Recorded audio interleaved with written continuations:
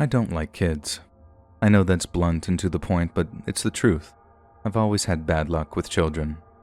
I'm getting a little older now, and I need to decide within the next few years if I want kids of my own. I spent the first half of the year trying to spend as much time with my brother and my nephew as possible, just to spend some time around children. A few months back, I got an opportunity to babysit one of my coworkers' children. A year ago, I would have turned this down instantly, but because I was trying to be more open-minded about kids, I agreed to watch the child for a few hours. Not to mention I needed the extra money. I was relieved to find out that the child wasn't a baby like my nephew. He was 7 years old and loved playing games. Now this is a fun age, at least for me. We played outside for a while and nothing seemed weird or out of the ordinary. It started to rain, so instead of getting all wet and muddy, we decided to go inside. He started to get a little moody when we went inside. I tried to think of the games that I liked when I was that age, and I thought about hide and seek. That was my favorite game when I was a child, and I even played it with my friends when we were in high school from time to time, and he loved the idea. I was surprised that he never played hide and seek before I even suggested it, and I had to explain the rules to him, and once he understood the game, he couldn't wait. I tried to make the game seem like some type of adventure, just to give it some extra flair. We played a few rounds, and he started to yell at me that I was hiding in spots that were too easy to find.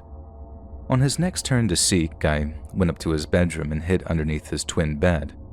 Not the greatest spot, but he is only 7 after all. I heard him shout, "Ready or not, here I come." I could hear him running back and forth downstairs, and I even heard him giggling, and I was just happy that he was having fun. A few seconds later, I happened to turn my head and notice the most horrifying thing I'd ever seen. There was some messed up looking lady just standing at the window. I instinctively gasped and covered my mouth. The lady didn't notice me. She was just standing in front of the window, not doing anything at first. Then she leaned over and cupped her hands on the window, trying to look in. I was terrified that she was going to notice me because of the angle of the window, but thankfully she did not. I started to freak out because I didn't want the child to walk into the room and be scared of this random woman. And everything inside of me was telling me to just get up, grab the kid, and leave, but I was paralyzed in that moment. And the nightmare kept getting worse. The woman started to budge at the window. She was clearly trying to open it. I ruled out the possibility of it being someone familiar because she kept doing the classic look over the shoulder like she knew what she was doing and that it was clearly wrong. The woman gave the window a few more hard budges, but the window wasn't moving. She looked both ways and then she was gone. I just about jumped out of my skin because not even 10 seconds later, the little boy jumped onto the floor and shouted, "I found you!" I shrieked so loud that the poor kid jumped. So I didn't know if this woman was still outside, or even worse, still trying to break in. I was trying to think quickly on my feet, and I decided to take the kid for ice cream since we were in the middle of summer. I swiftly ran to the garage, opened the door, and drove as fast and as far as I could away from that place. I didn't see anyone outside as I pulled away, but I didn't look that in-depth to be fair. I know I probably should have just called the cops in that moment, but the kid was having so much fun that I didn't want to traumatize him right there and then. I was terrified, and I wouldn't want the kid to feel even a fraction of that. The thought was still lingering in my mind that it was possible that this woman was related or something to them, but I didn't want to take that chance, especially after the sketchy demeanor of this weirdo. When we got to the ice cream shop, I texted the boy's mother immediately and told her everything that happened. I was looking over my shoulder constantly trying to make sure that we weren't followed. The mother called the police, which made me feel immediately better, and the mother and the cop met us at the ice cream shop. We never told her son what happened and just played it off that the police officer was a friend of his mother's. I stepped away with the officer and gave her a description of the woman. After receiving this description, the mother was horrified that she didn't recognize that woman at all. She went and stayed with her mother for a few weeks, but they have since moved back into that house. They never caught the woman, and as far as she knows, nobody had ever tried to break in again. She bought cameras for the house, and she's actively thinking about moving just because the nightmare of that woman is too much for her to handle. Months later, she still thanks me all the time for handling that situation as well as I did. And as much as she would have liked for me to call the police right away to catch the woman, she appreciated that I was thinking about her son first and foremost.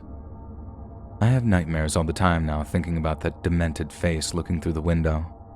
Even though she appreciates what I did, I still feel so much guilt about the situation. I feel like I should have just called the authorities then. What would you have done, though? Would you have called the police? Maybe I should have just confronted the woman.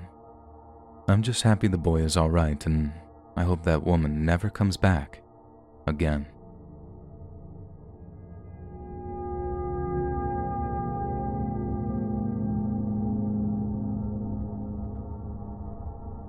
I'm from the East Coast, but I went to college at Washington State. I was about as far away as you could be. By my junior year, I looked for any excuse to come home and visit my family. I got my wish when I found out that my aunt and uncle were having a massive family reunion at their farmhouse. I have a big family and we're all super close. My grandparents had 10 children and I'm close to every one of my aunts, uncles, and cousins except for one uncle.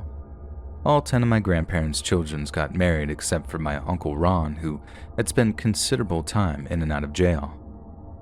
Uncle Ron hasn't been seen for a long time by anybody in the family. My grandma tried to keep in touch with him, but due to his reckless lifestyle, she lost touch. Not by her choice, but because Ron is just some outright jerk. You see, it's a sore subject, so whenever the family gets together, we don't mention him. I flew home for the party and I was thrilled to see that everyone had made the reunion. My aunt and uncle who own the farmhouse are significantly older than all my other aunts and uncles. Other than their children, I'm the oldest of all the cousins. Since there were plenty of children there and I love playing games, I suggested that we all play a big game of hide and seek. All the cousins and children loved the idea, so we actually broke up into teams. My aunt and uncle's property was massive. There were tons of places to hide. My aunt said that anywhere on the property was fair game, just don't go anywhere near the main road. The road wasn't busy, it's just that since it's in the middle of nowhere, where they do have a vehicle drive by, they usually go about 80 miles per hour. When it was my turn to hide, I went into the barn. I was looking around for a cool place to hide, and when I got inside the barn, I remember there was a small loft that you needed a ladder to get to. It wasn't super high and the ladder was really thick and sturdy, so I wasn't worried about anyone getting hurt. As I was approaching the ladder, I noticed something weird. On the ground near the base of the ladder was a bunch of cigarette butts. I know my aunt and uncle didn't smoke, especially not now because my uncle had all sorts of lung issues. I just kind of chalked it up to this weird occurrence. Maybe they had workers there or something at some point and they happened to smoke. Maybe the cousins did, I don't know. I know that's inconsiderate, but I've worked on crews before when smokers would just kind of throw their butts when they were done there. This wasn't really a red flag to me, so I just climbed the ladder, and when I got to the loft, things got even stranger. There was trash among all of the boxes of storage, like literally trash. Empty cans, bags of chips, that type of trash. I thought it was weird because given my aunt and uncle's condition, I knew that they were in no shape to climb this ladder.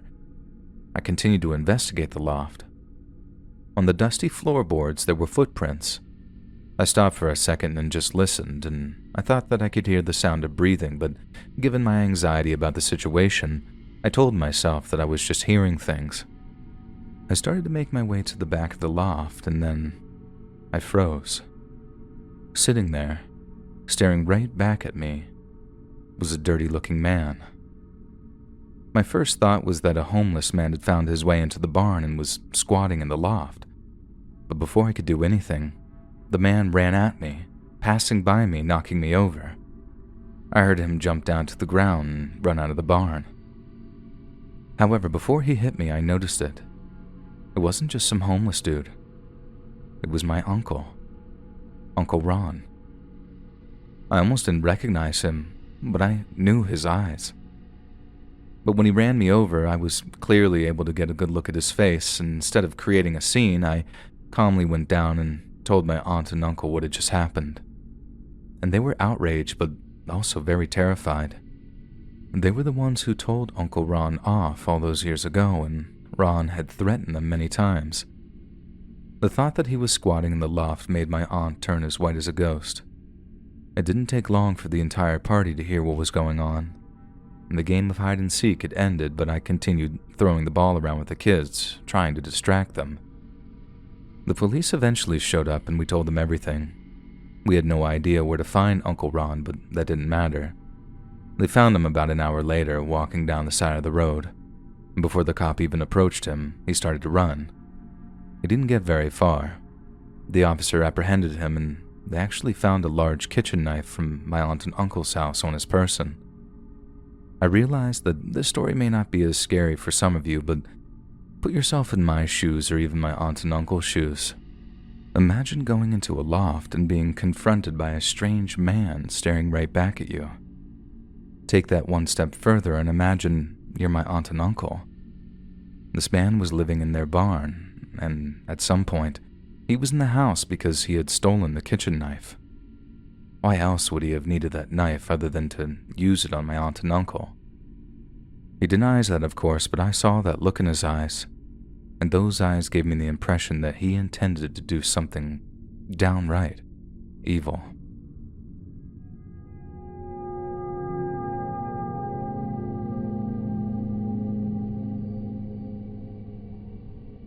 For the most part, we were good kids back in high school. We never hit up the big parties and we never got in trouble, and usually spent most of our weekends just hanging in the basement playing board games or just sitting around in the backyard. On one specific night, I had a bunch of people over to my house, more people than usual. It was a beautiful night and we were all sitting outside just chatting and enjoying each other's company. When it started to get dark out, my one friend suggested that we play Manhunt, which for anyone who doesn't know is just basically hide and seek for adults. It's usually played in teams. I made sure that I partnered up with Sarah. At the time, I was crushing on her hard, and I thought this type of game was the perfect chance to spend some alone time with her. I lived in a small suburban town, and everyone on my street knew each other. We would play Manhunt a lot, so the neighbors knew if they saw us running through the yard that it wasn't a big deal. Now, I know that seems insane to some people, but coming from a town as small as mine, it really wasn't an issue. People were just a lot more trusting back then, I guess. Sarah also liked me at the time, so we successfully partnered up as everyone else partnered up. And once we had all of our teams, we drew straws to see who the seekers were first. It wasn't us. I was so excited and a little nervous to be alone on such a dark night with Sarah. The two seekers went to the garage and started counting to 100. All the hiders scattered through the street and started to look for spots. And to make the game more interesting, we added a little wrinkle, Instead of making it back to a safe location, inside the garage was a small flag that each team would have to retrieve. Once they retrieved it and successfully hid, the seeking team would lose. It was like a hybrid version of hide and seek and capture the flag. There were small rules as well, but they're not very important.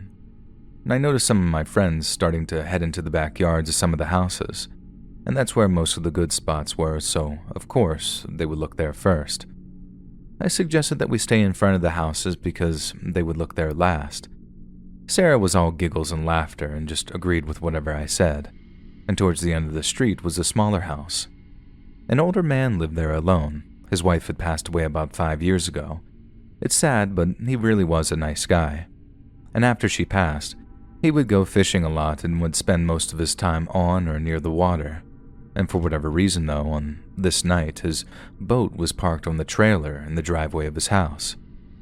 I pointed to it and suggested to Sarah that hiding underneath it would be an awesome place to hide. She agreed, and we crawled underneath this massive fishing boat.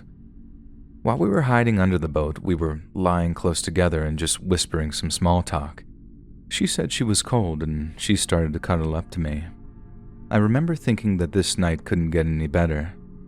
A few minutes later, we heard footsteps running by, and they stopped a few feet from the edge of the boat. We covered our mouths and tried to conceal our laughter. The person standing outside the boat started to shout in a bit of a whisper, "Hurry up!" And then suddenly another pair of footsteps could be heard running by the side of the boat. The voice was strange and I didn't recognize it, but I just guessed that my friend was trying to lower his voice to try and disguise it. The footsteps eventually disappeared into the dark night, and just as Sarah and I were going to make our move to capture our flag, we heard an older man screaming, "Help! Someone help me!" We crawled from underneath the boat, and we were terrified, and the sound of the scream was incredibly disturbing.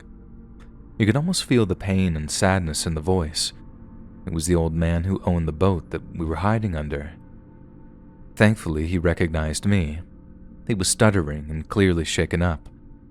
After a minute or two, all of our friends emerged from their hiding spots and joined us in the driveway of that poor old man. In a weak voice, the man said, I was inside reading a book, and then two large men with masks broke in, stole stuff from my safe, and ran out the front door.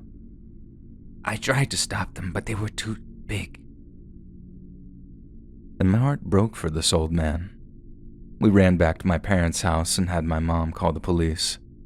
They did question Sarah and I since we had witnessed the two men run by, but we didn't see anything. And I'm not sure if they ever caught those two men. The police think that it was someone who knew the man because his large Doberman didn't even bark when they came in. We kind of just went on with our lives after this, and by the following weekend, we were already hanging out again. I will say, though, we never did play manhunt again. Maybe it was subconscious, or maybe we just outgrew it. The only reason why I'm writing this story now is because this past weekend, my parents reminded me of when we used to play manhunt, and this memory flooded back into my mind. I asked my parents if they knew anything about the story that I didn't, and the only detail that they found out from the old man after that night that we kids didn't know was that the two men were armed heavily. Thinking back on it now is even more scary. Sarah and I were only several feet away from two very dangerous men committing an armed robbery. It was an eye-opening event for me. Even in a quiet suburban neighborhood, the darkest of characters can still lurk in the shadows.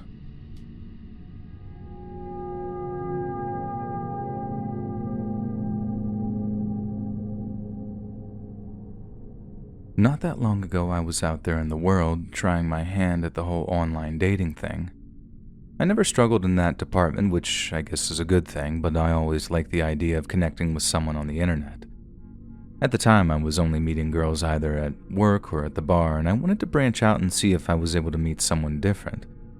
I can't remember if I was on Tinder or another one of those dating apps, but the girl I met was named Scarlett. I thought the name was pretty cool, and she was beautiful.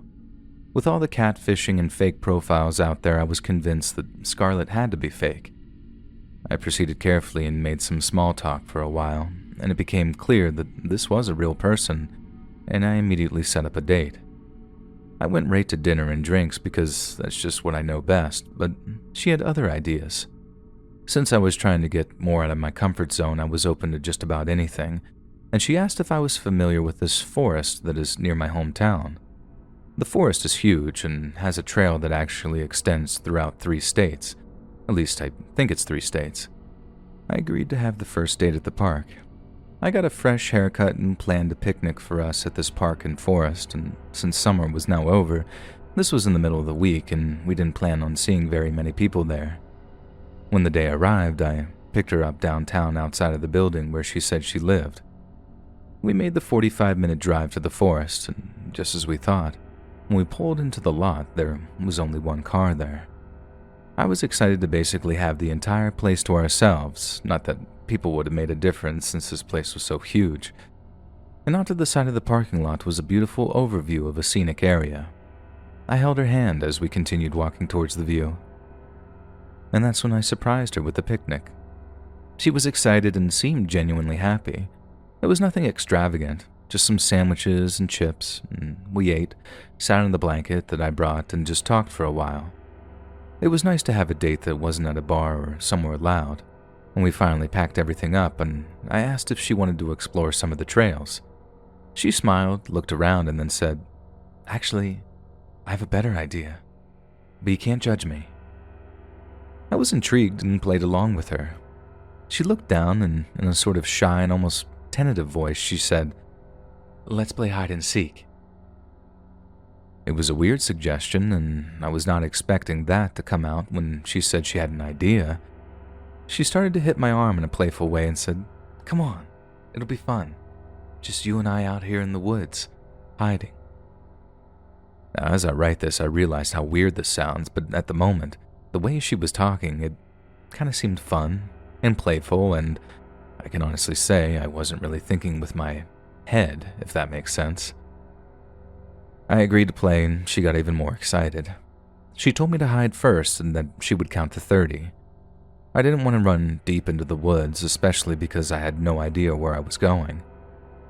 We were sitting maybe 40 feet away from one of the trails, so I decided to hide behind a tree right on the side of the trailhead. It wasn't a good spot, but I thought that we were doing some cute game of hide and seek, so I didn't try very hard. I heard her say 30, and she started making her way towards me. She saw me right away. She started yelling at me in a playful way, of course, and she begged me to take it seriously and hide somewhere good. She could see that I was skeptical. She decided to implement a rule that if she couldn't find me in 20 minutes, we would head back to the trailhead, and I was reluctant, but I agreed. I ran into the woods and tried to find a spot to hide. Now, this is going to sound weird, but there weren't a ton of spots to hide unless you went off the path, which I didn't want to do. I was jogging deeper into the woods, and I found some thicker trees that I thought could serve as some decent cover. I positioned myself behind the trees and started my timer on my phone. While I was leaning against the tree, I felt something cold touch the back of my neck. I didn't have a chance to react before I heard some low voice say, "Empty your pockets. Slowly put your wallet, keys, and phone on the ground in front of you. Don't look back, and don't try anything heroic, unless you want me to use this cold steel I got placed in the back of your neck." And I did what he said. I could feel him reach in front of me and grab the stuff, but I had my eyes closed. Whatever he had on my neck, he pushed in harder and said, "Now I want you to count to 1,000 before you move again. If you don't, your night is going to get a lot worse." I could hear him stepping away. I didn't care, though. I still counted all the way to 1,000 out of complete fear. And when I hit 1,000 seconds, I turned around and sprinted out of the forest. I couldn't find Scarlett anywhere, and I started to fear the worst. Even though he stole my keys, he didn't steal my car, which I thought was a victory even though I couldn't drive it without the key. And I remembered not far from the parking lot was a gas station. I decided to run all the way to the gas station and have them call the police. I gave the cops all the information, and I told them that I feared something may have happened to Scarlett. After that investigation, it was like she just disappeared from the earth. Her dating profile had been deleted, and nobody ever reported seeing her.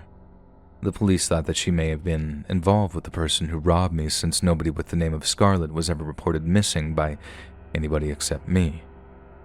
You ever think something like this can happen to you? I just hope that she's okay.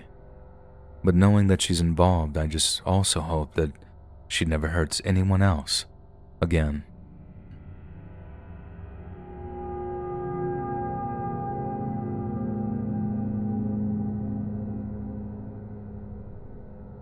This story is a little hard for me to write. At the time when I was a child, I didn't notice anything strange. It's almost like when you're a kid, you think your family is indestructible and can do no harm. My brother and I found out real quick that life isn't always smiles and sunshine. At least 20 years ago, if not more, my brother and I stayed overnight at our grandparents' house. This may seem like a drag for some people, but we loved it there. Grandma always had snacks and would rent us whatever movie we wanted to watch, and Grandpa always played games with us and found ways to make them even more unique. He had a wild imagination, and it was just fun to be around them. At the time, Grandpa's health was declining, even though we didn't realize that yet. And thinking about it now, it was obvious that Grandpa definitely was missing some steps compared to when we usually stayed over. But when you're a kid, you're just blind to all that stuff. I suggested that we play hide and seek. That was one of my favorite games to play with him. He always had the best hiding spots and would somehow find new places to hide every time we played. My brother was excited and we both begged my grandpa to play. He was a little dismissive at first, but eventually he was all smiles and agreed to play with us. We played a few rounds, and it was like continuous laughter. When it was Grandpa's turn to hide, we were pumped. We knew that it was going to be a challenge, and it always felt like such an accomplishment when we found him. My brother and I would have our own little competition as to who would find Grandpa first. I decided to go upstairs while my brother was downstairs. I was in the guest room where we would sleep, and I noticed the closet door was slightly ajar. I remembered it being closed before. I snuck over to the door and peeked through the crack. I could see my grandpa standing there just staring at the wall. I opened the door and shouted that I found him. He didn't move at all. He just stood there like a statue facing the wall. I moved a little closer and grabbed the back of his flannel shirt. As I was saying his name, he turned around and with anger and malice in his voice, he shouted, "Get away from me." It almost didn't even sound like him. It scared me half to death. I was so scared that I ran down into the kitchen and started to cry to Grandma. I'm sure she knew what was going on, but she consoled me anyway. Not 2 minutes later, Grandpa came downstairs all cheery and full of smiles and said, "I guess you guys couldn't find me. It looks like I win this round." My grandma went over to him, and I heard her whisper that it was time to take a break and that he needed to go sit down in his recliner for a while. He looked confused, but did it, and I remember almost feeling bad for him until I remember the look on his face in that closet. I was terrified all night. I remember Grandma telling him that I didn't feel good and that I was just going to stay in our room for the night. My brother had no idea. I told him that night that Grandpa snapped at me, but he didn't believe me. He said that Grandpa wasn't capable of being that mean. In the middle of the night, my brother woke me up, and he looked scared. I immediately came out of my groggy state and asked what was wrong. He told me that he could hear voices in the closet, the same closet that Grandpa was hiding in. I started to listen intently since the closet was not far from the bed. And he was right. There were voices in the closet. One sounded happy and you could hear the chuckles. Another voice sounded sad and you could hear light sobbing. We didn't know what to do. I snuck over to the closet door while my brother was hanging on my shirt, and I peeked into the closet and I remember vividly what I saw. It wasn't multiple people. It was my grandpa making all the voices. He was laughing, crying, and speaking erratically. We snuck by the door and ran to the living room, which was on the first floor of that house. We grabbed some blankets and hid underneath them, and my grandma woke up early and saw us downstairs. We told her that we just woke up early and were sitting downstairs waiting for her to wake up. We didn't want to tell her about Grandpa because we were scared. We didn't know what was going on. The voices that he was making in that closet were the most horrifying thing I'd ever heard. Grandma made breakfast while Grandpa sat in the recliner and watched sports highlights. It looked normal. Nothing about him looked evil. We just sat in the other room after we ate and waited for our mother to pick us up. When she arrived, we ran to the car and we saw Grandma whispering to her on the front porch. We noticed our mom's expression frown a little bit, and when we got back to the car, she asked us how everything went, and we told her everything. How Grandpa had snapped at me in the closet, and how we heard him erratically laughing and crying in the middle of the night. I don't remember exactly what she said, but it was something along the lines of Grandpa isn't feeling himself lately and that we were going to take some time off from staying there. We were distraught by that news, and we found out several years later that Grandpa had started to get dementia. As it got worse, he really started to lose it all upstairs mentally, and by the end, he didn't know anything that was going on around him. It was really sad. I understand as an adult, but as a child, seeing that horrible look in his eyes and listening to his erratic behavior was something that gave me nightmares for a long time.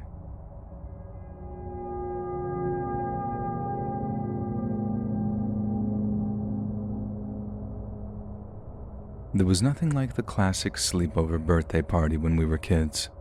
Everyone getting together, playing games, staying up late, you name it. The party landed on a beautiful day. There were 10 of us kids in total, and when we arrived, we all started playing basketball. Since we were planning on playing PlayStation 2 all night, we decided to play outside and play basketball during the day since it wasn't raining or anything. We had a one-on-one tournament and played for quite some time. I don't know if kids still do this, but where we grew up, we pulled the hoop to the front of the house. We would have to get out of the road every time a car drove by, which wasn't that much. And while we were playing, we noticed this beat-up gray car drive by several times. Ordinarily, we wouldn't notice something like that, but because of the condition of the car and how many times he drove by, it was obvious. He didn't drive by us every minute either. It was every few minutes, so he wasn't just driving around the block before he would return and drive by again. By the fourth or fifth time of him driving by, we were starting to get annoyed. Finally, the last time he drove by, he stopped at the end of the street. We all looked for a moment, but we started playing again a few seconds later. And then he started to reverse, and that's when we all got a little weirded out. He reversed until he was right underneath our basket, and he rolled down his window. He was some gross-looking guy. I just remember him having this nasty skin with a bad comb-over haircut, and in this really squeaky voice, he just says, Hey fellas, you guys pretty good at basketball? I was actually on my way to the park to shoot some hoops, but I don't have a basketball. How about I borrow yours? You know, some of you guys can even come with me if you'd like. What do you say? Now I know this was bad news, and I didn't want anything to do with it. I looked at my friend and said that we needed to go inside now, and I implied that his mom wasn't going to be happy about us talking with a stranger. Most of us were quick to say no, realizing that this was a situation that we'd seen a million times talked about in school. A couple of friends were so naive that they didn't realize that this could potentially be a dangerous situation. I had to grab one of my buddies who was basically about to get into the passenger seat with the guy and one of our spare balls. We all started walking inside, even though the guy was still talking to us. The one thing I heard him say, and I remember it specifically freaking me out, was when he said, Oh, come on, guys. I won't even tell your parents. You won't get in trouble. Even at that young age, I knew what this was, and I freaked out. We shut the front door and I looked out the window. I saw the neighbor from across the street walk outside and started approaching the car, but he drove off before the guy could reach the car. My friends were mostly unfazed by this weird interaction, but I had the worst pit in my stomach about the entire thing. Close to dusk, my friends wanted to play hide and seek outside. I voted against the idea just because I didn't know if that sketchy guy was still lurking around, but I was outvoted. We played for a bit, and I eventually forgot about that dude. And when I was hiding, I was trying to find a spot where nobody could find me. I thought that I achieved that, but I was about to find out how wrong I was. Behind my buddy's fence was a narrow walkway between the back of his fence and the fence of the neighbor who lived behind him. All these houses had fences, so the walkway went almost the entire stretch of the street. I was hiding in this narrow walkway thinking that none of my friends would think to look behind the fences. And while I was leaning against one of the wooden beams, I heard footsteps on the thick grass. Since nobody mowed back there, the grass was pretty wild, and I looked down the path and saw someone walking in my direction, but it was just dark enough outside that I couldn't tell for sure who it was. When they got closer, I clearly saw who it was. It was the guy from the gray car, and he was approaching me with this big smile on his face, and in a voice a little louder than a whisper, he said, Hey, bud, how about that basketball? You guys don't seem to be using it now. I kept saying sorry that I didn't have one, and I continued stepping in the opposite direction. I could hear him breathing and moving faster toward me the more I moved away. And if you're wondering why I wasn't screaming and yelling for help, the answer now is because I was stupid, I guess. I was for sure scared, and I knew that this was bad, but for some reason I remember being scared that if I yelled, it would somehow make things worse.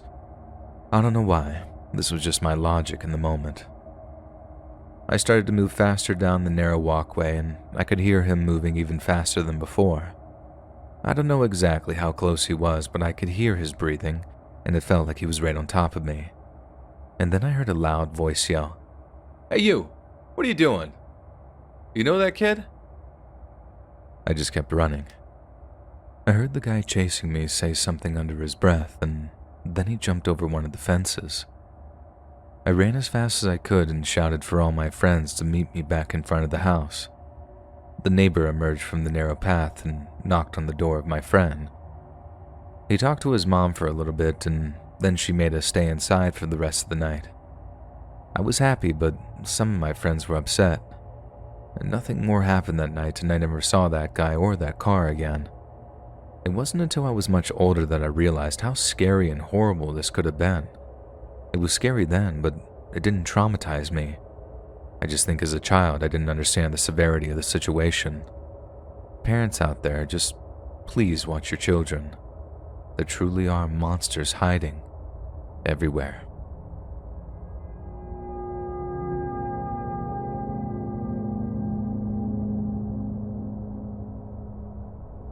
The story I'm about to share took place about 15 years or so ago when I was a teenager.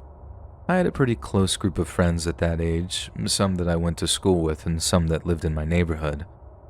Most nights we would be outside playing games, kickball, tag, hide and seek, and a million other different things. Most of us lived within walking distance of one another, and at the furthest was about 3 to 4 streets away. This close proximity made it easy to meet up since none of us were old enough to drive. As we got older, our parents let us stay out later, and we would up the stakes of our games. We would allow a wider range of areas to hide when we would play hide and seek and change the rules to make the games more exciting. One night, my friend Patrick suggested that we play flashlight tag in the cemetery later that week. Patrick lived really close to a local cemetery. He was basically 5 to 6 houses from the main road, and the main road had a very large cemetery running parallel with it. Everyone seemed excited at the mention of this idea, but I was the exact opposite. I was scared and I didn't want to do it. I obviously couldn't say or show that I was scared and didn't want to do it, so I agreed.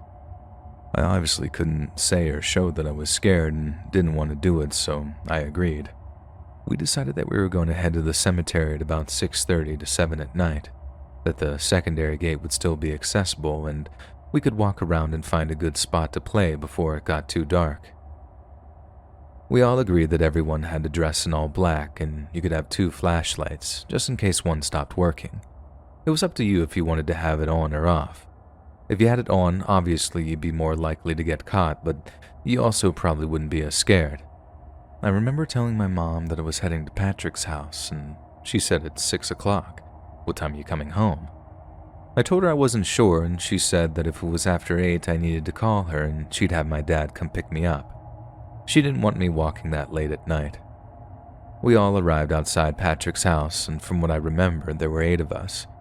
We made our way to the cemetery earlier than we expected and started to walk around to find a good spot to play hide and seek. The cemetery was large, and we wanted to put strict parameters on where we could hide. We found a decent-sized area pretty close to the exit, set the rules, and started to play even though it wasn't quite dark yet. Most of my anxiety had washed away since we were playing before it had gotten really dark. I thought that maybe we could get a few games in and then just get out of there. However, before I knew it, we had only made it through 1 game and it was already dark.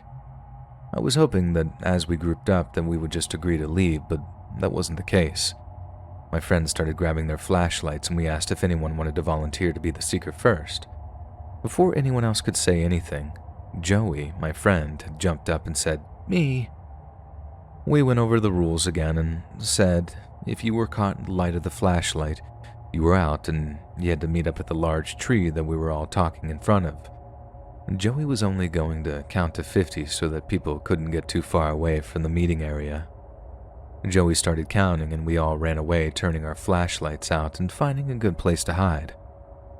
I didn't go very far. I found a large headstone next to a smaller tree and hid behind that. I was hoping that since I was closer, I would get caught and then be able to go back to the tree where hopefully other people would be sooner rather than later. I could see Joey. He had his flashlight on and was walking in the opposite direction. I sat in silence. I could hear the wind blowing against the tree directly to my right. I thought that I'd heard something, and then I jumped. A scream from another direction. Joey had found someone and they were heading back to the tree with the flashlight on. I figured I would take this opportunity to move slowly and get a little bit closer to the main tree. I started slowly moving with my flashlight off, then saw another person dressed in all black hunched behind another headstone. From what I can remember, I would say that they were about 50 feet in front of me, but again it was pretty dark, so they could have been closer. I started making my way towards them, thinking we could hide together, but as I got closer, there was a terrible smell. It smelled acidic, but I couldn't put my finger on what it was. I turned my flashlight on and saw that it wasn't one of my friends crouched behind the tombstone, but it was an elderly man, dressed in black with a hood over his head. He looked directly into my flashlight and said, "Would you be a good boy and help me?" I froze for what felt like minutes, but was probably more realistically a few seconds. I couldn't say anything, even though I tried to mutter out a few words, and as I came to the realization that I needed to move, the man screeched out a blood-curdling, "Help me!" I started running and flailing my flashlight, shouting. I think I was trying to say game over, but in all honesty, it was probably just gibberish. I saw a bunch of flashlights turn on and move quickly in my direction. The old man was not only still screaming, but was following behind me, and once the others saw what was happening, that it wasn't one of us joking, there was a rush to the exit. What seems like it should have been a memorable series of events, the only thing that sticks out in my head is the screams of "help me." Everyone was either too shocked or scared to say anything, and as we made it out of the cemetery, we continued to run towards Patrick's house. We got to the end of Patrick's street, about 5 houses away from his, but from the end of the street, you could still see the cemetery. Luckily, the man hadn't followed us. It looked like he abruptly stopped at the cemetery exit and he was now just standing there at the gate. Then he began slowly walking backward into the cemetery until eventually we couldn't see him anymore in the darkness. We went back to Patrick's house and stood in his backyard trying to process what had just happened. And to be honest, I don't remember much conversation. I think after a few minutes people started heading home, and not long after I called my dad to come pick me up. I remember not being able to sleep for a few nights. I was scared that somehow that man was going to show up at my house or one of my friends' houses, and we steered away from that cemetery from that point on, but now as an adult, I wonder if it was someone trying to scare us kids or something with more malevolent intentions, or was it someone who really needed our help?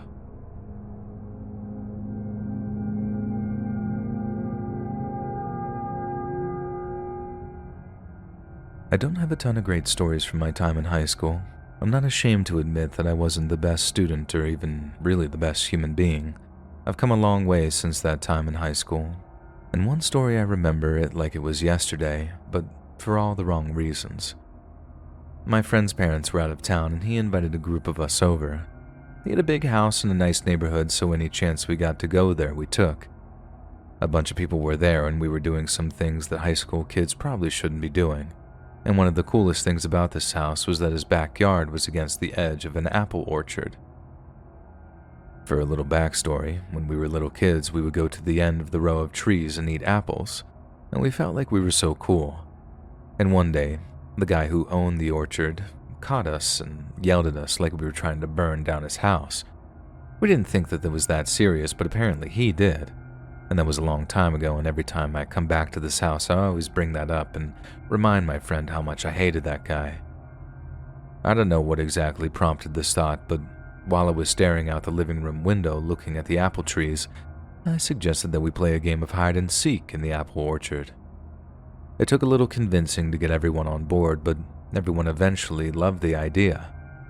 I was down at first just to go along and play the game, and once I got outside in the orchard, though, I was reminded of how much I truly hated that man.